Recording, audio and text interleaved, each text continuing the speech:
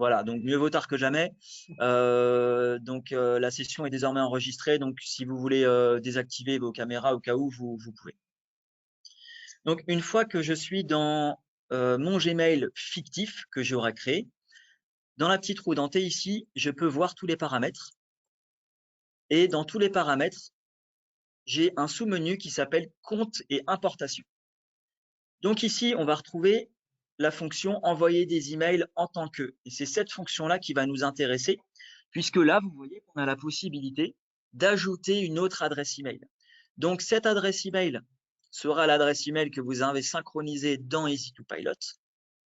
Et le fait d'ajouter une deuxième adresse mail, on va demander que les emails qui partent avec cette adresse utilisent finalement votre adresse professionnelle qu'on va ajouter ici.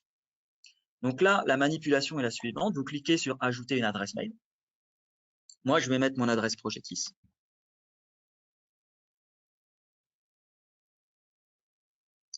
Ici, on vous demande le serveur sortant.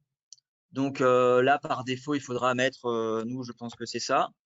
Votre adresse mail ici, professionnelle toujours. Et puis, le mot de passe de cette adresse mail. Pas le mot de passe de votre Gmail, le mot de passe de l'adresse Progetis. Une fois que vous avez fait ça, vous cliquez sur ajouter un compte. Et donc là, vous recevrez un mail de Gmail sur cette adresse avec un numéro normalement qu'il faut rentrer. Donc, c'est un code de confirmation que vous allez rentrer dans la prochaine page. Donc, moi, je ne vais pas le faire. Et une fois que ce code de confirmation est renseigné dans cette petite fenêtre pop-up, c'est fait. Ce sera terminé. C'est-à-dire qu'ici, là, à la place d'avoir ajouté une autre adresse email, vous aurez votre adresse professionnelle. Par exemple, l'adresse info@monagencedemo.lu. Ce qu'il faudra simplement faire, c'est définir cette adresse mail là par défaut. Là, vous aurez définir par défaut.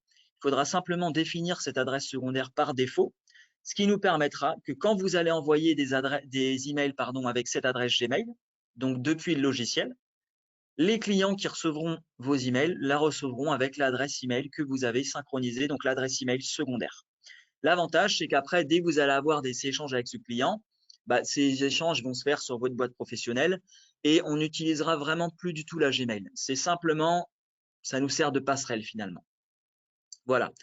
Donc là, le petit avantage pour terminer sur cette méthode secondaire, l'avantage, c'est que c'est très rapide. Vous voyez, là, ça nous a pris 2 minutes et c'est totalement gratuit. Donc ça, c'est les deux avantages que je verrais à utiliser cette solution.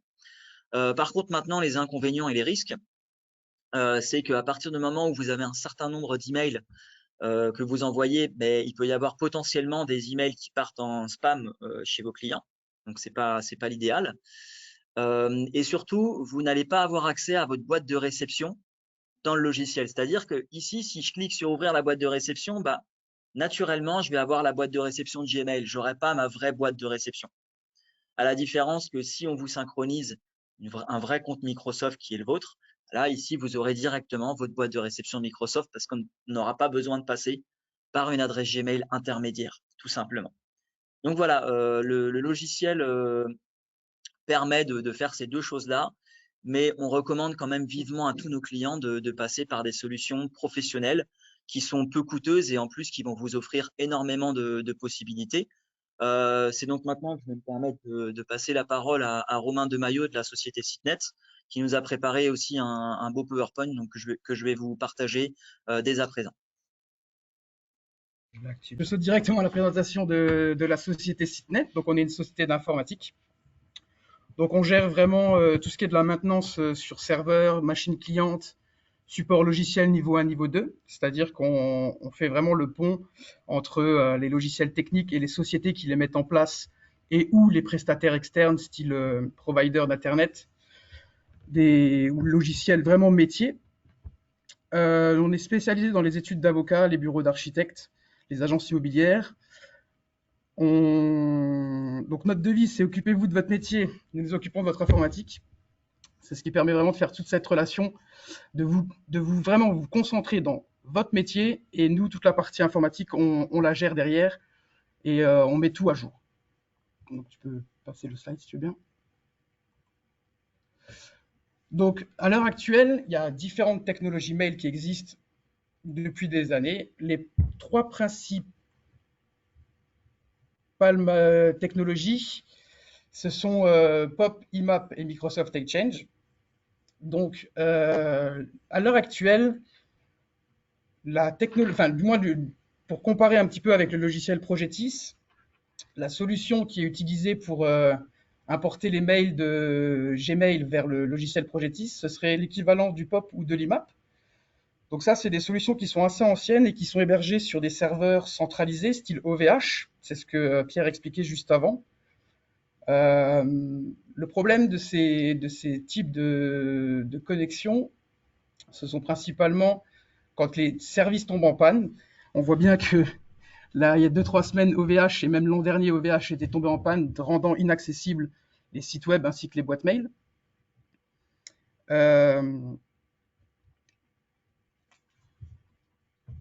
Le POP et IMAP aussi. Donc oui, donc POP et IMAP, donc ce sont des anciennes technologies. La POP, par exemple, celle-ci récupère les mails sur les serveurs, puis les supprime dessus. C'est-à-dire qu'on a un manque de synchronisation envers les différents équipements. Si maintenant vous avez votre adresse qui est installée sur votre Outlook au bureau, et ainsi sur votre téléphone portable, il se peut que vous n'ayez pas tout le temps les mêmes mails en fonction de où ils se téléchargent. La technologie IMAP, c'est les mails restent sur le serveur, mais vous avez des fonctionnalités qui ne sont pas synchronisées, style les contacts, calendriers et autres. En finalité, la Microsoft Exchange, du moins cette technologie Exchange, elle combine un petit peu les deux premières en fonction d'une seule et même adresse mail. C'est-à-dire qu'une seule adresse mail peut avoir tout synchronisé, que ce soit sur le bureau Outlook, sur le téléphone portable, sur une tablette et autres. Si vous allez envoyer un mail avec votre téléphone portable, ce sera synchronisé et inversement. C'est un petit peu tout pour cette partie-là. Je parle un peu vite quand même.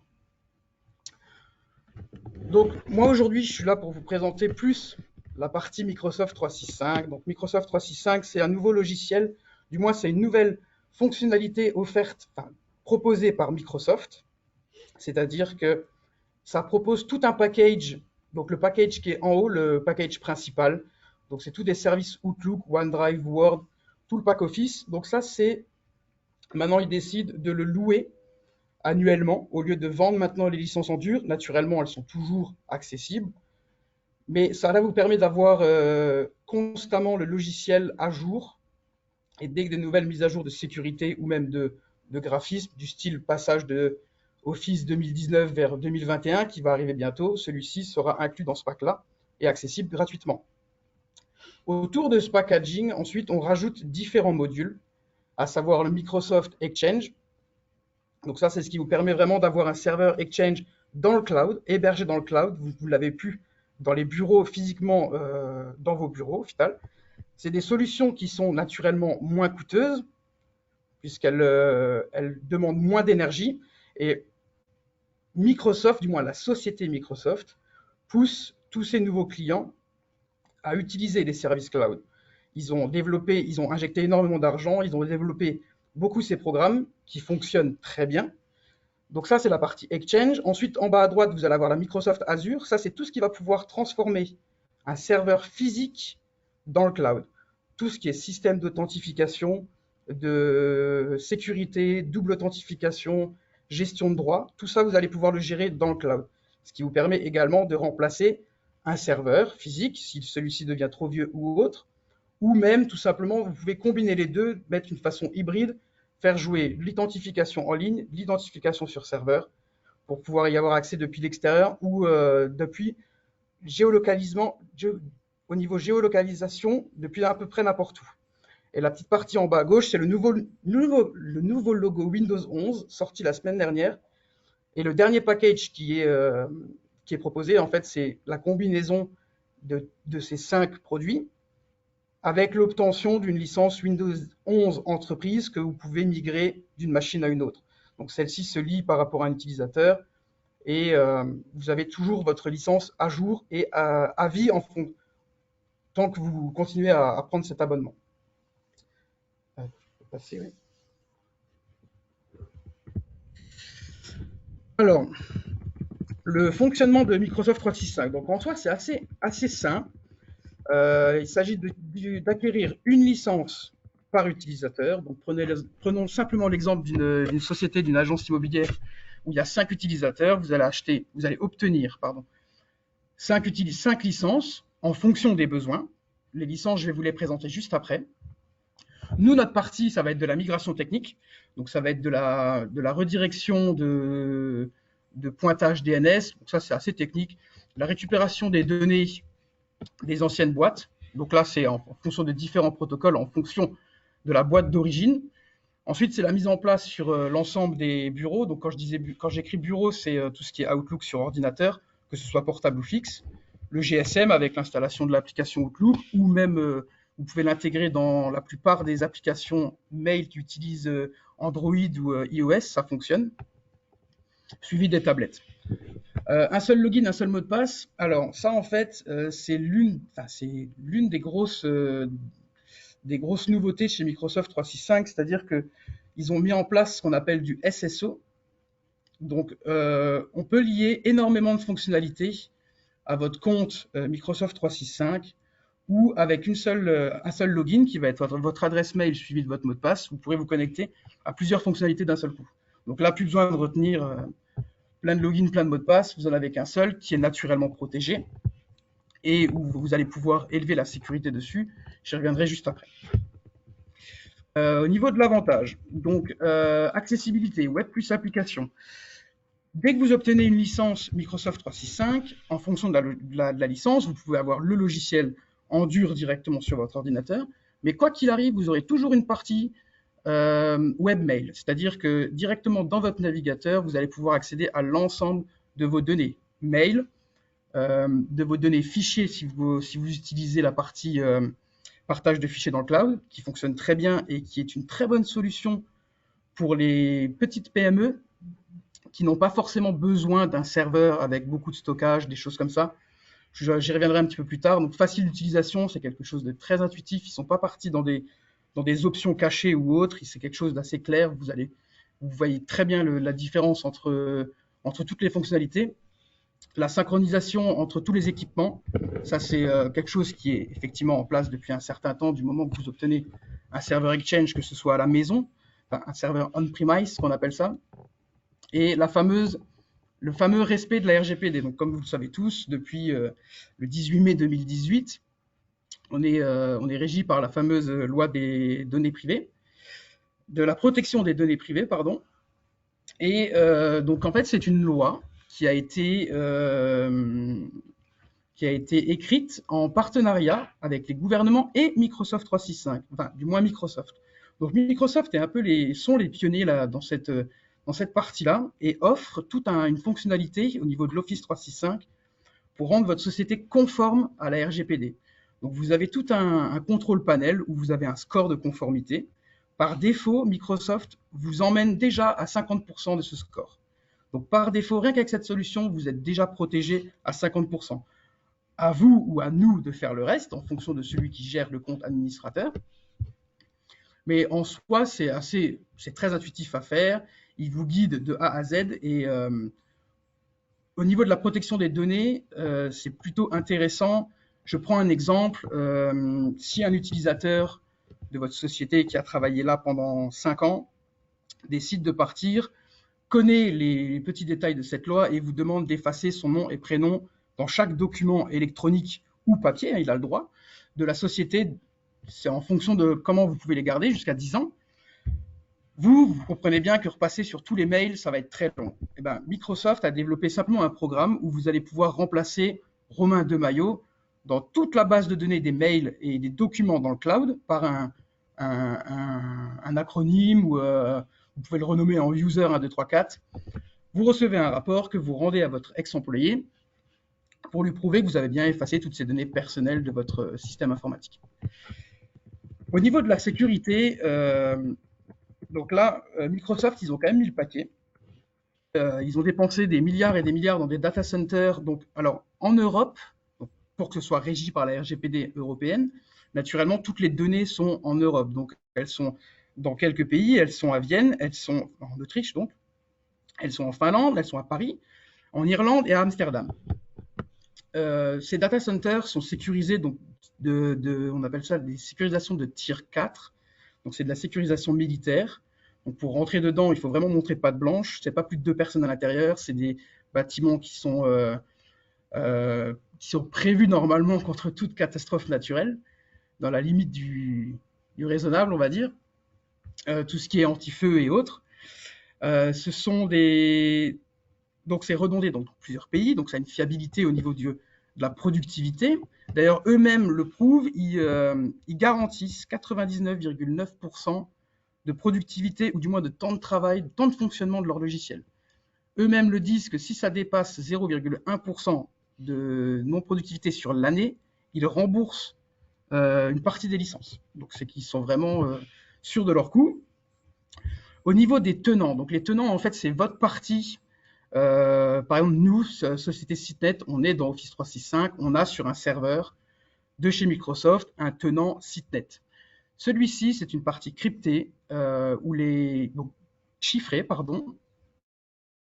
où personne ne peut aller voir dedans, même pas la société Microsoft. Pour cela, il y a un ISO qui existe, l'ISO 27077, je crois, qui est régi par la protection des données privées. Et encore dedans, dans ce tenant, on a encore un niveau de sécurisation au niveau de l'utilisateur, où cet utilisateur obtient cette double authentification, vous connaissez tous, le fameux token qu'on reçoit par SMS ou par une application sur son téléphone, plus encore une deuxième protection, une surcouche de protection, qu'on appelle l'AI de géolocalisation, c'est-à-dire qu'un utilisateur qui se connecte à 8h du matin à Luxembourgville, s'il se connecte à 8h10 à Sao Paulo au Brésil, le logiciel il va se dire tiens, il y a quelque chose qui ne va pas, il va alerter tout le monde, enfin du moins il va alerter l'utilisateur principal sur un téléphone reconnu dès le départ, et lui va pouvoir approuver la connexion ou non. Voilà un petit peu. Ensuite on va passer sur les différentes licences proposées. Tu peux passer le slide, Pierre, si tu veux. Donc là, c'est assez simple à comprendre. On a une toute première licence, la App for Business. Donc là, il faut juste voir. Ça, c'est pratique pour les utilisateurs qui veulent juste mettre à jour les packs Office. Parce que vous saviez, avant, on achetait une licence Office 2010 350 € et on la garde 15 ans. Donc naturellement, ça, Microsoft ne souhaite plus, puisque ça crée d'énormes trous de sécurité dans leur logiciel. Et pour vous, c'est un risque également. Donc ça, c'est possible d'obtenir uniquement le logiciel, pareil, toujours à jour, utilisable dans le web également. La deuxième licence, le business basique, donc là, c'est les 3 premiers, donc c'est-à-dire que vous avez une adresse mail jusqu'à 50 gigas, possibilité d'activer des archives jusqu'à 100 gigas, donc ça vous fait une boîte mail en total de 150 gigas, ce qui est énorme à remplir quand même, sauf si vous recevez des photos avec plusieurs mégas, des photos de haute qualité. Là, ça peut aller assez vite, mais en soi, c'est quand même compliqué à remplir. Vous avez le fameux logiciel Teams, qui est devenu un incontournable depuis cette rentrée dans la période de pandémie, qui permet simplement, pour ceux qui ne connaissent pas Teams, c'est le logiciel de chat instantané d'entreprise, où vous allez pouvoir créer différents groupes, communiquer, créer des réunions, enregistrer créer des meetings comme on le fait là à l'heure actuelle. Et vous avez la possibilité d'avoir accès au SharePoint. Donc le SharePoint, c'est ni plus ni moins que du stockage en ligne. Voyez ça comme du OneDrive, mais pour l'équipe. C'est-à-dire que vous pouvez stocker vos données d'entreprise que vous auriez à l'heure actuelle sur un serveur ou sur un NAS, des choses comme ça. La troisième licence, c'est ni plus ni moins que la combinaison des 2 premières. Donc là, vous avez tout le package, tout le temps à jour, plus l'accès à une boîte mail, pareil, 50 gigas, le Teams et SharePoint. Et la toute dernière, donc j'ai rajouté le Microsoft Azure, c'est une partie, donc la Business Premium, elle a inclus les 3 premières, plus le Microsoft Azure, c'est une partie dans le cloud qui va vous permettre d'enregistrer vos appareils. Donc quand je dis vos appareils, c'est ordinateur portable, ordinateur fixe, tout ce qui est GSM. Et là, vous allez pouvoir les administrer à distance. Vous allez pouvoir les sécuriser à distance et les gérer comme s'ils étaient dans un domaine avec un serveur depuis votre bureau. Donc ça, c'est pratique pour les gens pour les sociétés qui n'ont jamais vraiment eu de serveur et qui aimeraient un cadre beaucoup plus professionnel. Donc ça, c'est les licences proposées et qui sont les plus utilisées. Donc voilà un petit peu pour le tour d'Office 365. J'avais pas plus à dire à ce niveau-là. Non, c'est bon. Donc voilà, donc je ne sais pas si vous avez des questions. Je vous mets mes informations en fin de slide. Je répondrai avec vos questions avec vos plaisirs. À vos questions avec plaisir, pardon, s'il y en a. Alors je ne sais pas s'il y a un chat ou quoi que ce soit. Je vais couper mon micro. Ouais. Moi, je vais réactiver le mien. Voilà, donc l'intervention de Romain Demaillot de la société Sitnet est désormais terminée. Vous voyez qu'il y a un chat. D'ailleurs, vous nous avez communiqué le fait que vous entendiez mal Romain en début de parole. Donc, n'hésitez pas, si vous avez quelques questions, on y répondra éventuellement à la fin du webinaire. Voilà, si vous voulez poser vos questions à Romain, n'hésitez pas. Autrement, vous avez ses coordonnées à l'écran. Vous pouvez aussi directement contacter Romain si vous souhaitez plus d'informations sur différents services proposés, sur leur tarification également. N'hésitez pas, toute l'équipe de Sitnet se tient à votre disposition. Je vais désormais passer la parole donc à Michel Van Simpson de la société First KYC. Comme je le disais tout à l'heure, société spécialisée dans la lutte anti-blanchiment, avec laquelle vous avez une passerelle directement dans Easy2Pilot si vous le souhaitez. Donc Michel va maintenant prendre la parole pour vous expliquer ce que fait sa société et quelle est la collaboration qu'on a proposée avec Easy2Pilot. Alors je vais vous passer la main, Michel. Bon, mais écoutez, merci à Progetis de nous accueillir pour cette petite présentation. Bonjour à toutes et à tous.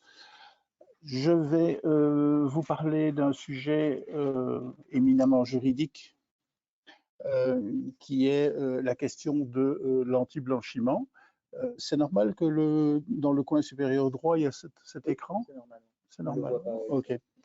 Donc, quatrième directive européenne qui est entrée en vigueur en juin 2017, transposée par la loi du 13 du 2 2018 au Grand-Duché. Cette directive, elle est assez longue, je vous en fais grâce. Je vais simplement attirer votre attention sur 4 points principaux, c'est-à-dire l'article 3 qui dit qu'on doit connaître son client, donc c'est le fameux KYC, Know Your Customer. Ça veut dire que l'utilisateur doit connaître un certain nombre de renseignements sur son client, dont notamment savoir qui est le bénéficiaire effectif, ce qu'on appelle aussi UBO, d'une opération. Les articles 6 et 7 parlent de l'évaluation du risque de la relation. Donc, quand on entre en relation avec quelqu'un, quel est le risque qui est couru compte tenu des informations que l'on a rassemblées sur ce client. Article 11 également, exercer une vigilance constante sur le client. Alors, j'attire l'attention sur le fait que cette notion de vigilance est souvent brossée sous le tapis. On n'aime pas beaucoup d'en parler parce que c'est un petit travail important, mais il est tout à fait primordial dans le cas d'une relation qui dure plusieurs mois ou voire plusieurs années, d'avoir les informations du client qui sont mises à jour et de savoir s'il y a des changements au niveau de ce client. Et enfin, l'article 13 qui prévoit de confronter les informations reçues du client avec des sources de données externes. Alors, qu'entend-on par source de données externes? C'est-à-dire, ce sont des bases de données reconnues pour détecter les personnes sanctionnées, donc ce sont les fameuses personnes qui sont sur des listes de sanctions américaines, françaises, européennes, etc., etc. Il y en a des centaines. Nous en suivons grosso modo 350. Savoir si dans les personnes qui font partie du client de l'opération, nous avons des PPE, donc des personnes politiquement exposées, ou des RCA ou PEP par association, c'est-à-dire des personnes qui sont proches des personnes politiquement exposées. Mais il y a aussi toute une série d'autres risques moins voyants, comme les personnes qui ont été condamnées pour des sanctions, pour des questions financières, mais qui, pour une raison ou pour une autre, ne se trouveraient pas nécessairement dans les listes de sanctions. Ça, ce sont les fondamentaux, c'est ce qu'il faut retenir de la 4e directive. Et évidemment, le point est ici aussi, disons, principal, c'est l'article 2 de la 4e directive qui dit clairement que les agents immobiliers sont visés par cette directive et font partie des professions qui doivent lutter contre le blanchiment d'argent. Alors, First KYC s'est focalisé sur le fait d'offrir une solution pour aider les petites et moyennes entreprises, peut-être même quelques grosses, puisque nous avons quand même quelques gros clients aussi, aider les entreprises à gérer ces obligations anti-blanchiment. Alors, primo, nous sommes une application qui est gérée dans le cloud. On en a évidemment parlé précédemment. Romain vous a parlé du cloud. Nous sommes également très cloud parce que nous pensons que c'est une solution simple, peu coûteuse et quand même efficace. Donc, comme je le dis, voilà, nous, on recherche une solution simple, mais simple, ça veut dire aussi simple et professionnelle. First KYC a comme objectif de couvrir un certain nombre d'activités différentes. Historiquement, nous avons couvert le secteur des experts comptables et des bureaux d'avocats, tout ce que nous recouvrons par le vocable droit finance. Et depuis à peu près 6 mois, 1 an, nous avons une activité qui est spécialement dédiée au secteur immobilier luxembourgeois. Le but étant de guider l'utilisateur dans la récolte des informations qui lui permettent de répondre aux exigences de l'administration de l'enregistrement et des domaines. Vous savez que cette administration est ce qu'on appelle l'organisme de régulation tel qu'il est prévu par la 4e directive. Donc, c'est, si je puis dire, le gendarme de la 4e directive. Et c'est eux qui sont susceptibles de faire des contrôles à distance ou même sur place pour voir si les agents immobiliers respectent bien la directive. Notre but, c'est de guider justement les utilisateurs pour que ces contrôles de l'AED se passent tout à fait sans problème. J'ai parlé tout à l'heure de cloud. On va dire un petit mot sur la question de la sécurité. Donc, en fait, nos données sont hébergées chez OVH à Francfort, mais par sécurité, nous avons pris l'option de crypter systématiquement toutes les données qui sont enregistrées sur le serveur, afin que, bon, si jamais, pour une raison ou pour une autre, très peu susceptible d'arriver, mais on ne sait jamais. Si jamais quelqu'un arrivait aux données, ben, ma foi, il va voir des caractères tout à fait bizarres, des points d'interrogation, des étoiles et compagnie, qui ne veulent exactement rien dire. Donc, ça, c'est l'avantage d'avoir crypté toutes les données.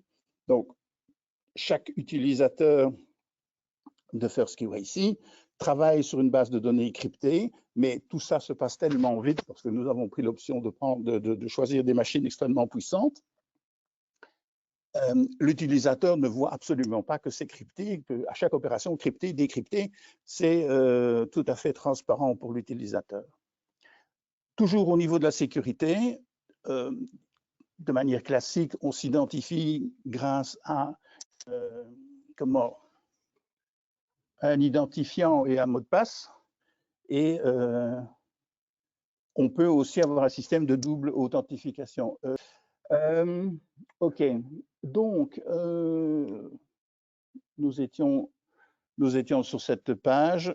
Pour nous résumer, préoccupation, solution efficace à un coût raisonnable. Comment vivons-nous en 2021? Donc, nous fonctionnons avec une base de données de l'ordre de 3 millions et demi de personnes sanctionnées sur grosso modo 350 listes, 350 listes de sanctions officielles. Évidemment, toutes les listes principales comme OFAC, HM Treasury et compagnie, mais aussi des listes plus particulières et beaucoup plus sensibles, surtout, je dirais, aux personnes qui sont aux citoyens français. C'est la fameuse liste de gel des avoirs. Nous avons aussi accès aux listes mondiales des personnes exposées politiquement. Dans notre base de données, on retrouve quelques centaines de milliers d'articles de presse négative qui sont sur les personnes et qui permettent de voir que si monsieur un tel a été sanctionné, il y a aussi des articles de presse qui expliquent pourquoi, comment, ce qui s'est passé avec cette personne et qui donnent un autre éclairage que simplement le fait de dire il est dans une liste de sanctions. Comme je vous l'ai dit tout à l'heure, nous avons une excellente implantation dans le secteur du droit finance et maintenant, notre objectif, c'est le marché immobilier luxembourgeois. Nous avons déjà quand même quelques clients et au-delà du marché luxembourgeois, nous visons le marché immobilier français sur lequel nous sommes tout doucement en train de travailler. Nous avons développé un partenariat avec Progetis, comme Pierre l'a dit tout à l'heure. Et donc, concrètement, ce partenariat fait que le client qui a un abonnement avec Easy2Pilot peut transférer des informations depuis Easy2Pilot directement dans First KYC. Ce qui évite évidemment le double encodage et qui permet évidemment un gain de temps. Donc, je vous montrerai tout à l'heure le fonctionnement de cette synchronisation et très rapidement le fonctionnement de notre application First KYC. Mais il est évident que c'est un sujet très vaste et moi, je prône toujours, lorsque quelqu'un a des questions, de faire une visioconférence Teams d'une demi-heure, une petite heure, pour expliquer en détail les fonctionnalités de l'application et pour que l'utilisateur potentiel puisse poser ses questions et obtenir des réponses pour adapter à son cas particulier. Dans la version SaaS, donc la version complète de First KYC, nous créons des fiches de personnes physiques ou morales en nous focalisant, bien entendu, sur les questions d'anti-blanchiment. Il y a donc une récolte d'informations qui est guidée par le système. Une fois que les informations ont été recueillies, l'application calcule le niveau de risque qu'il y a à entrer en relation avec cette personne. Donc, c'est aussi une question importante de la 4e directive, c'est-à-dire de savoir si votre client, votre interlocuteur va être un risque bas, un risque moyen ou un risque élevé. Ça, c'est l'application qui va vous le proposer en vous donnant toujours la possibilité de diverger du risque qui a été calculé par le système. Mais voilà, si l'application calcule un niveau de risque, ce n'est pas sans raison. Et donc, vous pouvez diverger, c'est sous votre responsabilité. Ce qui empêche qu'on va toujours garder les deux notions de risque, celui calculé par le système et celui calculé par l'utilisateur. En débutant cet exposé, je vous ai parlé de vigilance, en disant que c'est quelque chose les gens n'aiment pas beaucoup faire, mais c'est une obligation. Nous avons résolu la question en ayant un système de vigilance trimestrielle automatique, c'est-à-dire que chaque fin de trimestre, le système passe à la moulinette toutes les fiches qui sont dans la base de données et vérifie si les informations et principalement si les informations recueillies dans la watchlist ou dans le niveau de risque ont changé. S'il y a un changement dans ces données, mais il y a un message qui part automatiquement vers l'utilisateur en disant « Attention, regardez la fiche de Monsieur Dupont, il y a des changements qui sont apparus. » L'application édite les formulaires qui sont prônés par l'AED, donc c'est-à-dire que nous avons, disons, servilement recopié les formulaires de l'AED et nous les complétons en automatique au départ des informations qui sont dans la base de données des clients. Parlons un peu petits sous. Nous facturons nos prestations en fonction du nombre de personnes qui sont enregistrées dans l'application.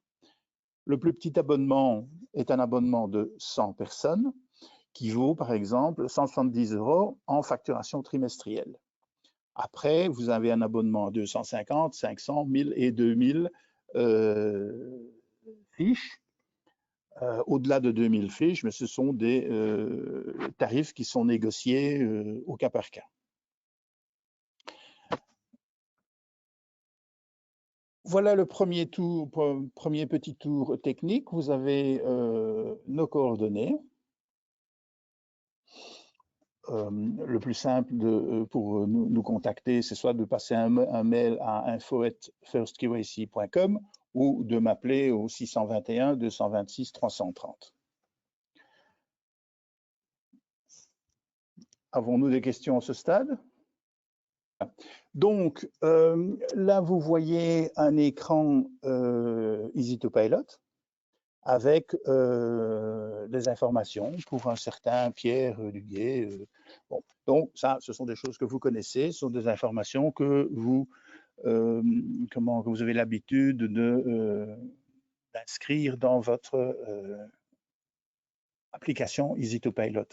À partir du moment où vous avez marqué un intérêt pour FirstKYC, nous avons alors, avec Progetis, créé une passerelle, donc une synchronisation entre EasyToPilot et FirstKYC.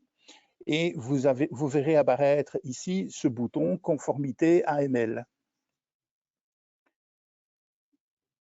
Ce bouton Conformité AML vous permet donc d'envoyer les informations qui sont donc dans la fiche de Pierre vers FirstKYC en cliquant sur le bouton qui est tout à fait en dessous, ici, lancer l'analyse. Donc ça, c'est ce qui fait le transfert. Si je passe sur FirstKYC, donc ici, vous êtes dans le menu principal de FirstKYC, dans les personnes physiques. Où est-ce qu'il est? On l'a pas envoyé, mais ah, on l'a pas envoyé, mais on a envoyé Kaen Magali. Hein. Donc voilà, cette personne Magali vient de EasyToPilot. Les informations ont été envoyées dans FirstKYC. Alors, ce qui est important au niveau de FirstKYC, c'est que vous avez ici une notion de profil. Et on dit que cette personne est un client acheteur. Alors, les profils les 4 principaux profils sont client acheteur, client vendeur, mandataire acheteur, mandataire vendeur. Pourquoi ces 4-là? Parce que ça correspond à 4 documents différents qui sont prévus par l'AED. Donc, en fonction du profil que vous aurez choisi dans la fiche du client, vous aurez des éditions AED qui seront différentes, qui seront exactement adaptées au profil du client.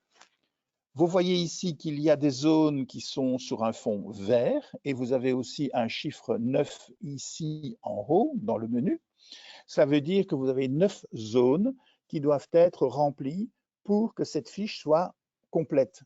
Prenons l'exemple, sexe, je vais dire que Magali, ma foi, c'est une charmante dame. Mon 9 est devenu 8, hein, et cette zone est redevenue tout à fait normale, etc., etc. Donc, tout ce que je peux faire, c'est remplir jusqu'à ce que je n'ai plus aucun chiffre ici dans mon menu.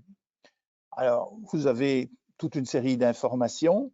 Évidemment, ce qui est important aussi, c'est ce qui a trait à l'état civil, notamment le fait de pouvoir stocker la carte d'identité avec des informations sur la carte d'identité. Et origine des fonds, justificatif de domicile, ça c'est pas nécessairement important. Donc, nous, dans First KYC, comme on est braqué sur les questions anti-blanchiment, on va vous poser des questions qui ont trait à l'anti-blanchiment et par exemple au niveau de cette notion de parcours origine des fonds, on va vous demander l'origine des fonds, l'activité de la personne, ses revenus annuels et aussi l'origine des fonds, sachant que ça peut être par exemple des revenus de l'épargne, d'héritage, etc., etc. Donc ça, c'est des revenus traditionnels avec la possibilité de stocker des documents justificatifs et de mettre des explications. Chose importante, on a parlé tout à l'heure de la watchlist, ça veut dire qu'on a dans les opérations à faire une recherche sur la watchlist. Alors ici, si je lance une recherche sur cette brave dame Magali, le système va me dire qu'il y a eu une recherche le 20 octobre et qu'aucun résultat n'a été trouvé. Si je fais une recherche sur une autre personne, par exemple Gauthier Destenay, le système va voir qu'il s'agit de ce qu'on appelle donc tout à l'heure un PEP par association et nous avons ici un petit œil qui ouvre la fiche complète de la personne. On voit que cette personne est PEP par association et il y a des notes, voilà, dit voilà, PEP par association. Il y a des articles de presse, adverse media, etc., etc. Personne associée et il me dit Gauthier Destenay est l'époux de Xavier Bettel. Donc nous sommes ici dans le cas d'une personne qui est PEP par association, donc ce n'est pas une mauvaise personne, loin de là, mais au regard de la loi sur les procédures anti-blanchiment, cette personne doit être considérée comme un risque élevé. Et ça, le système va le savoir, et quand le système va... attendez, je n'ai pas... Ah, voilà. Quand le système va calculer le risque de cette personne, il y aura une question ici, est-elle politiquement exposée? Et attendez voir, oui, bon, voilà, de mettre oui, bon, je sais pas pourquoi. Ah oui, on n'a pas fait bref. Donc, ce qui est important, c'est d'avoir une vue complète de toutes les personnes, donc ici sur la liste des personnes physiques. Vous avez la liste de toutes les personnes physiques avec à gauche un cadre rouge. Ça, ce sont des fiches sur lesquelles il manque des informations. Et une fois que les fiches sont remplies et qu'elles ont été validées par les responsables, il y a un cadre vert qui apparaît. Donc, ce qui est important, c'est d'avoir un cadre vert partout sur toutes les fiches que vous avez dans votre base de données réelle avec laquelle vous travaillez. Une fois de plus, je le répète, ça nécessite beaucoup plus d'explications, beaucoup plus de détails et répondre à des questions précises. Je suis très volontiers à votre écoute, donc n'hésitez pas à me contacter. Merci de votre écoute. Donc voilà, cette session de webinaire va prendre fin. Si vous avez des questions, on peut encore rester connecté 1 ou 2 minutes pour y répondre. N'hésitez pas, vous avez un petit chat. Donc si vous voulez poser des questions à Romain concernant les emails Microsoft ou la suite Office en règle générale, ou sinon à Michel par rapport à l'exposé qu'il vient de vous faire sur la lutte anti-blanchiment et sur l'outil, enfin le logiciel finalement qui propose en parallèle. n'hésitez pas, on va rester encore connecté une petite minute. Et autrement, je vous propose après de clôturer cette session webinaire. J'en profite aussi pour vous dire qu'il y en aura prochainement d'autres sur lesquelles on va probablement parler des partenaires avec lesquels on collabore sur tout ce qui est état des lieux virtuel, puisque vous êtes nombreux à nous le demander. Donc, on en parlera prochainement et puis certainement encore d'autres partenariats voilà, sur des durées de 45 minutes à 1 heure comme on a pu le faire ce matin.